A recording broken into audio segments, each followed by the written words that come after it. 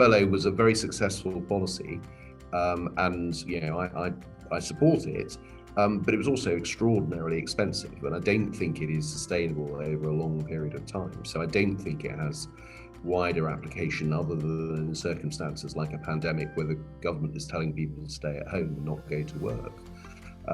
Look, in terms of also the sort of wider issue in terms of our debate about welfare, I'd make this sort of positive point in a way, which is the government has gone from its position last year when it was trying to explain why it was not going to keep the uplift, of saying, well, we want to focus on getting people into work rather than relying on welfare, which I think was a wrong argument because, of course, lots of people on universal credit and people who benefited from the uplift were in work. If you like, it was a dishonest argument.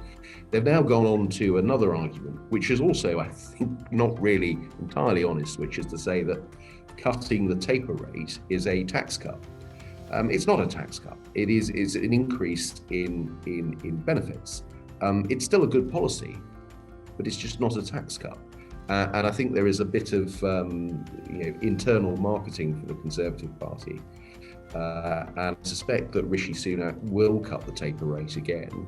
He seemed to be making a bit of a hint at that in the House of Commons earlier today. And he'll market that as a tax cut, and Conservative MPs will go away saying, well, marvellous, it's a good Conservative thing, it's a tax cut. But to be clear, it's not a tax cut. It's a welfare increase.